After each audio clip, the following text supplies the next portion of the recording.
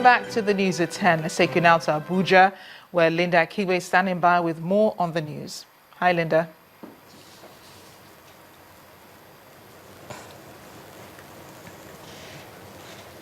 Hello, Amarachi. Thank you for joining us and welcome to Abuja. President Muhammadu Buhari has asked African leaders to join him in ending terrorism in the continent. Speaking at the AU headquarters in Addis Ababa today at the conclusion of the 26th ordinary session of the AU Assembly of Heads of States and Governments, President Buhari reminded the leaders of the AU of his vision to silence the guns and reduce preventable conflict-related deaths on the continent by 2020. He said this is a time that terrorism must be eliminated. In his words, and I quote, "We have all shed blood for Africa to be free, but the irony is that today we are now killing each other rather than facing the developmental challenges confronting us. We're spending our scarce resources, killing our children, and inflicting unspeakable horrors and unimaginable hardship on our brothers and sisters. That is truly a tragedy. It must stop. Enough is enough." End of quote. Now joining me on the news at 10 to discuss President Buhari's call to action at the AU Assembly of Heads of State and Government is the former Chief of Staff to the AU Chairperson, Ambassador John Shinkaye. Ambassador Shinkaye, thank you for joining us on the news at 10. Good evening. Now Thank you for inviting me. Thank you for coming. Now, this is not the first time President Buhari has, visited different countries and different summits calling for war against terrorism. Do you think that the president is getting enough support from international community in this regard? I would say that the president has made a compelling case for support for Nigeria. And in my view, he has received overwhelming support from every person, every country, every organization that he has spoken to. But whether it is enough, it's a big question. I think, quite honestly, that a number of the world powers can do a lot more than they have been doing to support Nigeria in the fight. When you say doing a lot more, what specifically can they be doing more at this time? Let me just illustrate. For example, the U.S. spends over $5 million per day on air raids in Iraq, per day. I don't think that we have got more than maybe $10 million of support from the U.S. for the fight against Boko Haram. There are other things that they could be doing that they are not doing yet. And that's why I say that, yes, the president is getting support because he has made a good case, but I don't think that we have enough yet. Now, you were a former Chief of Staff to an African Union chairperson. Now, tell us, how does it work after a call like this is made by a president at this kind of an event? What happens next? No, as you said yourself, this is not the first time that the president is making the call. And therefore, a process is already in place for the African Union to support Nigeria in the fight against terrorism in the country. But usually, the Peace and Security Council, of which Nigeria is a member, is the body that is responsible for responding to calls from member states of the Union for support. I therefore believe that the African Union Peace and Security Council would already be discussing with Nigeria on how they can support the country. Now, already we have a multinational joint task force which seems to have the approval of the African Union. What else can be done by the Union to support the war against Boko Haram? Let me say that you use the word seems. Actually, they have done more than that. There are resolutions of the African Union in supporting the multinational joint task force for the country. And therefore, it has the full backing of the African Union. For me, what's more important is for effective implementation of the decision that has been taken to create that task force. It's been done several months ago, but they have not really been operational.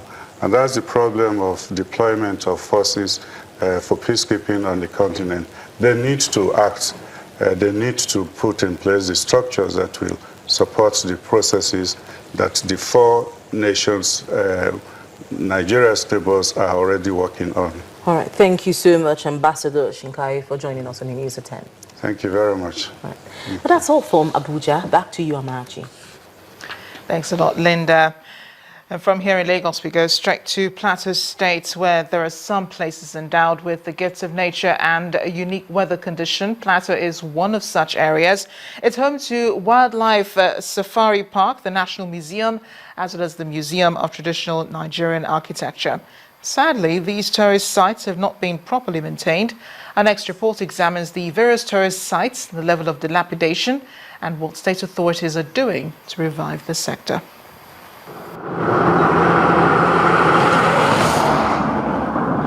With its location at the center of the country, Plateau State, established in 1976, is known as Nigeria's tourist haven and said to be a miniature Nigeria, primarily because of the presence of nearly all the ethnic groups residing in it. This is why the state is referred to as home of peace and tourism. Jos, the capital of Plateau, abounds in natural scenic features with breathtaking scenery, coupled with excellent weather. But 40 years on, the tourist destination for locals and foreigners is now a shadow of itself. The security challenge in the country has been responsible. More than 15,000 lives have been lost in the past 10 years and thousands displaced.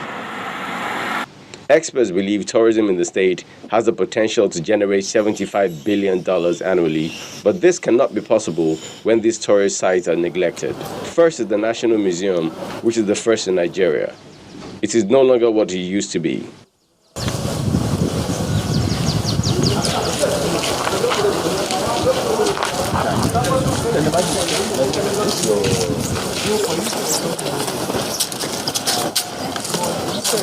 How about the wildlife park that hosts several exotic animals? Just few are there for tourists to feed their eyes on.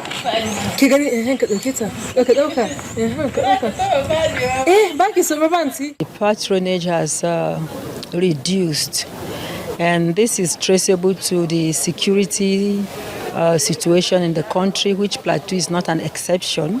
This hotel, which is meant for tourists to lodge in, has been abandoned for over 20 years. The beautiful Riom and Wase rocks and even the traditional building has been neglected. You can imagine that if every weekend you have such tournaments taking place in Jos, I mean, a lot of money will come into the state, people will pay their taxes, and so on and so forth. So the revenue will improve in the state. This resort and golf course in Rayfield, founded in 1913, has also fallen in the same line like the others. But how can these potential be resuscitated? We have to look inwards. We have to reappraise ourselves. We have to now come up with a strategy as to how to get people to begin to come here.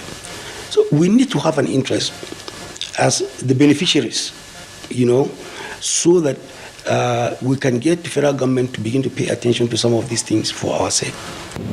And what is the state government doing about it? As I said, they are trying to rescue the situation, try to assess and see what do you do and come at it. But yes, we have been given some, within the budget, the little have what federal government can give us to start for the start first. But after the budget, I think, been passed, the governor signs to law, I think something tangible will come out of it. With the fall in the price of oil, which is affecting many economies of the world, including Nigeria, there is no better time for the authorities to latch onto the opportunity the potentials of tourism in Plateau State can provide to complement the nation's GDP than now.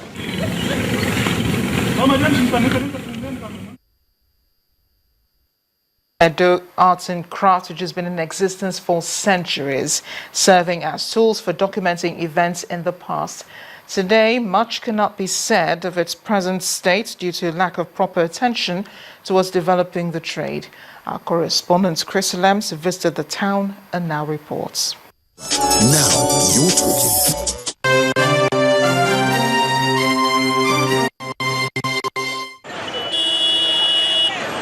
The ancient city of Benin has for centuries remained the home of bronze casting, a vital part of the people's way of life. At the Ring Road in Benin City, various bronze statues adorn the area, of which beyond their decorative purposes are also historical materials, documenting events of note in the kingdom.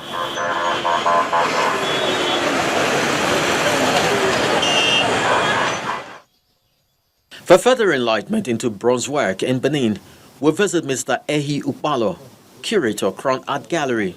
The bronze caster, whatever they produced, the best are given to the Oba. And it is an offense for you to produce anything in your guild and give it or sold to somebody else. The penalty is death. Oh, so when you produce? Yes, they are strictly for the Oba. You never sold? You never sold anyone. So that was how the Oba was able to garner and gather the best of works that were ever made from that system. This is Igun Street, the home of bronze casting, where the guild is centered. Every store here has an array of lovely sculpture. These have gone through a hot furnace and a refinement process which is still largely crude. Chief John Ihama is a sculptor of note with many years of experience under his belt. He claims the trade has not felt government support. We need the government help very well. They are not remembering us at all.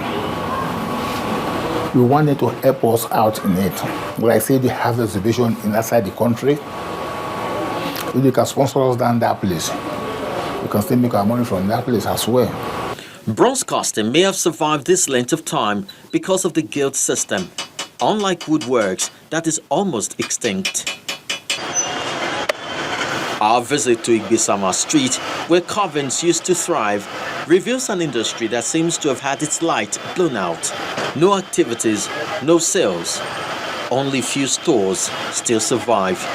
Some years back, the white people used to come, they do pay visit and get some of these items. But presently, they don't come any longer. As a result of maybe the taxes they do pay on these items whenever they purchase them, when they get to the airport, they have problem of exporting them to the other parts. It is the art that provides the tourism. It is the culture that provides the tourism. If there is no culture, there is no art, there will be no tourism.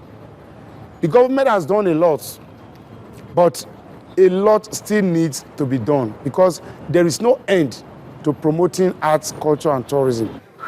Many countries of the world have made their marks through art, culture, and tourism, which are in abundant supply in Nigeria. And an attempt to reposition the country economically without recourse to these numerous resources may amount to running rounds in circles. Chris Illems, Channels Television News.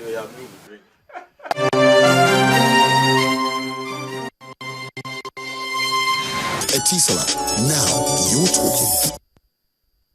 And the art is hardly over. In the world of colors, blue is often associated with depth and stability. It also symbolizes trust, loyalty, wisdom, confidence, intelligence, faith, truth, and heaven.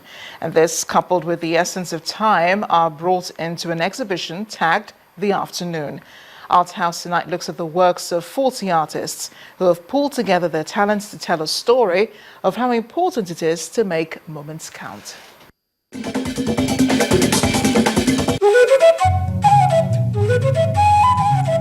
Former Peter has walked this road before, and he's not afraid to do it again. The discoveries are amazing, seen through the 40 young hands who embarked on this journey of painting using a medium far beyond their years, oil and acrylic on canvas, which they have christened The Afternoon. The concept of timing in life is explored.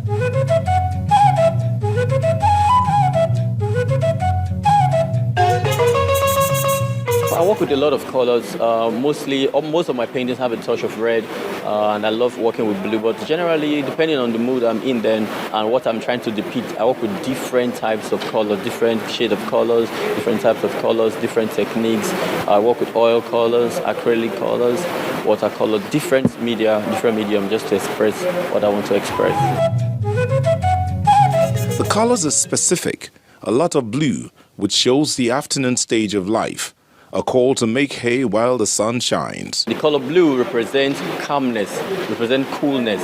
It's a time to walk, a time to get a foundation, the solid foundation for the future.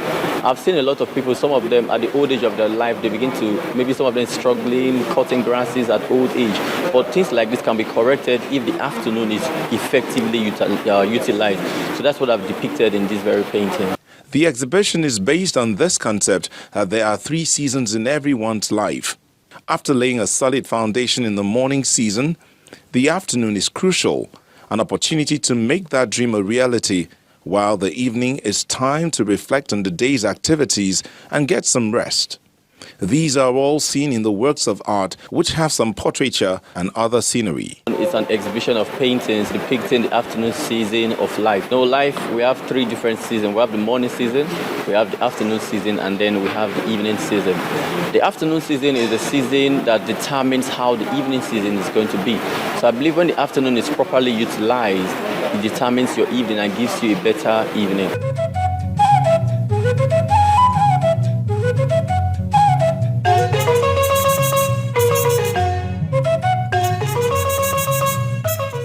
The Music Maker, Togetherness, Sound of Music, The Music Alley, Curious Beauty, Expectation, amongst other works of art, look at personalities and their different characters. Another painting I'm exhibiting in this year's exhibition is titled Pt.3 Beauty, a very lovely painting of a Nigerian girl in the morning stage of her life. You know, every child deserves a better future. A child deserves a shelter, deserves a good home and good education. Pt.3 Beauty shows the painting of this girl in that morning stage of her life where there is trouble in the land. Just like the crisis we had in Buhari the other time, and then there's lots of violence, burning of houses, and children are deprived of their shelter, deprived of education. And then you see the child peeping. From a keyhole, the child is peeping. Behind a curtain, the child is peeping. Houses are being burnt everywhere, problems everywhere, and then these are children that are supposed to be the leaders of tomorrow.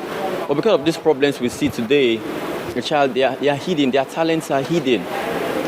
Their education is being messed up.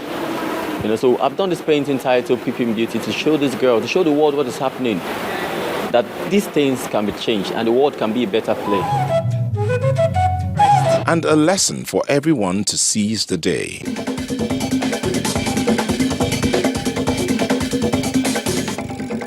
Still ahead on the news at 10, world number 1 Novak Djokovic claims his 6th Australian Open title in Melbourne. We'll have details in sports news. Please stay with us.